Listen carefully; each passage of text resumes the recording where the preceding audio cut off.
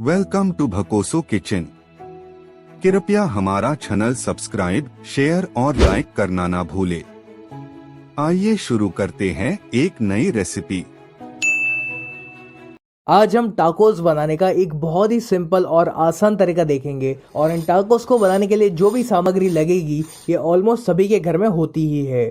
तो पहले इन टाकोस को बनाने के लिए हम इसका डो रेडी करेंगे और इस डो को बनाने के लिए मैंने लिया है 1 कप मैदा यानी कि ऑल पर्पस फ्लावर। इसी के साथ मैं इसमें ऐड कर रहा हूँ 1 कप गेहूं का आटा यानी कि व्हीट फ्लावर। आप चाहो तो इन टाकोस को सिर्फ और सिर्फ मैदा से भी बना सकते हो या फिर अगर आप इसको हेल्दी तरीके से बनाना चाहते हो तो आप सिर्फ गेहूं के आटे का इस्तेमाल करोगे तो भी चलेगा। अब इसी में हमें ऐड करना है नमक। तो मैंने तकरीबन 1 बड़ी चम्मच नमक का इस्तेमाल किया हुआ है। आप अपने टेस्ट के अकॉर्डिंग नमक की मात्रा कम या ज़्यादा कर सकते हो। फिर इसमें जाएगा 2 बड़ी चम्मच तेल। मैंने इसमें रिफाइंड ऑयल का इस्तेमाल किया हुआ है। आप किसी भी ऐसे तेल का इस्तेमाल मत करिएगा जिसका एक बहुत ही स्ट्रॉन्ग फ्लेवर हो। अब बस हमें इसमें थोड़ा थोड़ा पानी ऐड करते जाना है और इसका हम एक सॉफ्ट डो बनाएंगे। तो ज़रूरत के अनुसार आप इसमें थोड़ा थोड़ा पानी ऐड करते जाइए और इस डो को आपको अच्छे से गूंथना है। तो ये जो टाकोस की रेसिपी मैं आपके साथ शेयर कर रहा हूँ इसको मैंने जितना सिंपल हो सके ना उतना सिंपल रखा हुआ है ताकि आपको इसको बनाने में ज़रा भी दिक्कत ना आए। जब ये डो इस प्रकार से एक बार जुड़ने लगे तब आपको इस डो को लगातार 2 से 3 मिनट के लिए मसलना है ताकि ये एकदम ही स्मूथ हो जाए। चलिए अपना ये जो डो है ये रेडी हो चुका है। तो अब हमें इसको ढक कर इसको हम तकरीबन 10 से 15 मिनट के लिए रेस्ट करने देंगे और जब तक ये डो रेस्ट करता है तब तक हम बाकी की तैयारी करेंगे। तो अब एक पैन में आपको लेना है 2 से 3 बड़ी चम्मच तेल और तेल जब अच्छे से गर्म हो जाए उसके बाद हमें इसमें ऐड करना है 1 प्याज और इस प्याज को मैंने लंबा लंबा कट कर लिया था। अब इस प्याज को हमें तब तक फ्राई करना है जब तक ये थोड़ा सा ब्राउन नहीं हो जाता। आप चाहो तो इसमें इस समय पर बिल्कुल थोड़ा सा नमक डाल सकते हो ताकि जो प्याज है ये फटाफट से ब्राउन हो जाए। इस तरह से प्याज को फ्राई करने से इसका जो फ्लेवर है ना वो और बेहतर हो जाता है। चलिए अब ये जो प्याज है ये ब्राउन हो चुका है तो अब हम क्या करेंगे कि इस पैन में से इस प्याज को बाहर निकाल लेंगे और जो एक्स्ट्रा ऑयल बचा हुआ है उसको आप साइड पर निकाल लीजिए या फिर इसी पैन में आप रख सकते हो क्योंकि वैसे भी हमें थोड़ी देर के बाद इसमें रोटी वगैरह सेकनी है।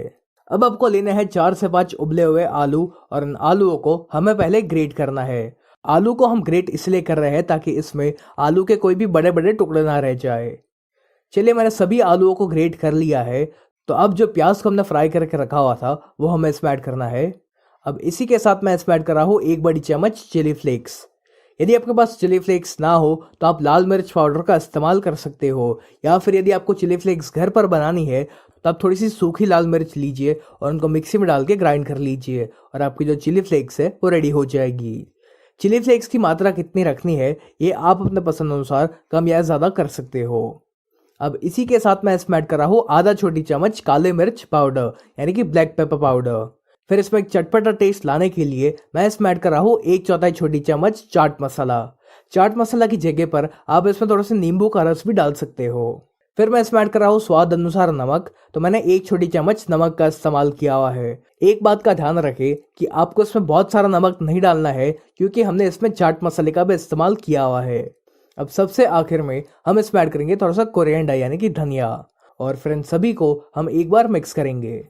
चलिए अपना ये जो स्टफिंग है ये भी रेडी हो चुका है और हमारे डो को भी रेस्ट किए हुए तकरीबन 10 से 15 मिनट हो चुकी है। तो इस डो को हम वापस 1 मिनट के लिए मसलेंगे और फिर आपको क्या करना है कि इस डो को आपको 2 बराबर बराबर हिस्सों में डिवाइड करना है और अब किसी भी एक फ्लैट सरफेस के ऊपर या फिर एक चकले के ऊपर आपको थोड़ा सा मैदा या फिर गेहूं का आटा छिड़कना है और इसके ऊपर इस डो को रख कर हमें इसे रोल करना है।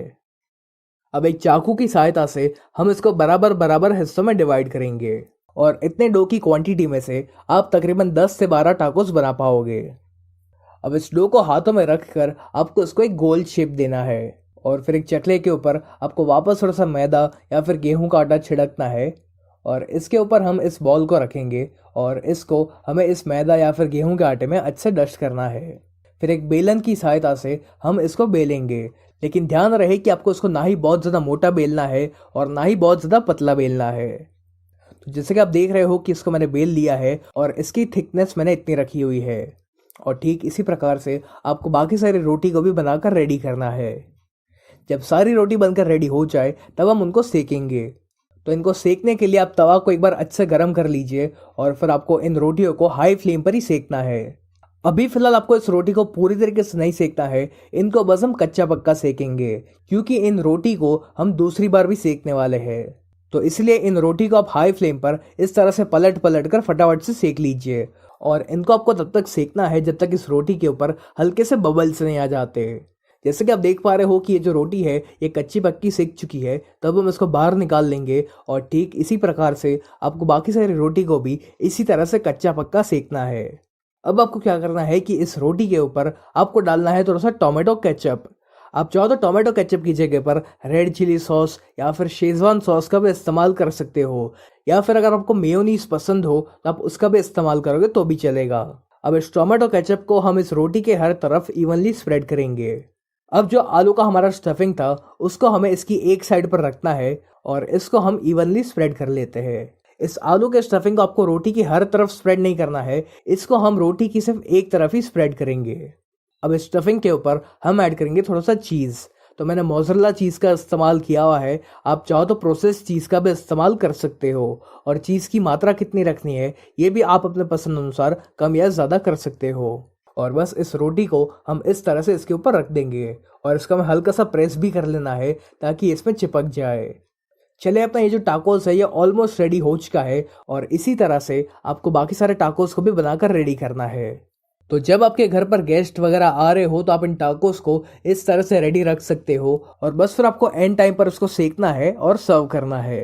तो मैंने इस तरह से सारे टाकोस रेडी कर लिए हैं। तो अब उसी पैन में मैं ऐड कर रहा हूँ थोड़ा सा बटर। अब बटर की जगह पर ऑयल का भी इस्तेमाल कर सकते हो, लेकिन मैं रेकमेंड करूंगा कि आप बटर का ही इस्तेमाल करें क्योंकि बटर का इसमें बहुत ही बढ़िया सा फ्लेवर आता है। बटर जब मेल्ट हो जाए तब आपको इस टाकोस को इसमें रखना है और इनको हम स्लो फ्लेम पर ही सेकेंगे ताकि ये बहुत ही ज़्यादा क्रिस्पी बन सके। यदि आप इसको हाई फ्लेम पर सेकने जाओगे तो ये फटाफट से ब्राउन तो हो जाएगा लेकिन उतना क्रिस्पी नहीं बन पाएगा। तो यदि आप भी अपने टाकोस को बहुत ही क्रिस्पी बनाना चाहते हो तो इनको स्लो या फिर मीडियम फ्लेम पर ही सेके। थोड़ी देर बाद आप इसको पलट लीजिए और ठीक इसी प्रकार से आपको इसकी दूसरी साइड को भी सेकना है। जब दोनों साइड्स अच्छे से सेक जाए तब हमें इसकी नीचे की साइड को भी सेकना है। तो 2 चम्मच की सहायता से आप इसको इस तरह से सेक सकते हो। चलिए, हमारा ये जो टाकोस है ये हर तरफ से अच्छे से सेक चुका है, तब हम इसको बाहर निकाल लेंगे और ठीक इसी प्रकार से आपको बाकी सारे टाकोस को भी बनाकर रेडी करना है। तो ये जो टाकोस है ये दिखने में जितना सुंदर लगता है उससे कई ज़्यादा ये बनाने में आसान है और खाने में क्रिस्पी होने के साथ साथ ये बहुत ही टेस्टी बनता है। तो आप भी इस टाकोस की रेसिपी को एक बार ज़रूर ट्राई करना और आपको और कौन सी रेसिपीज जाननी है ये आप मुझे कमेंट करके ज़रूर बताएं। अब हम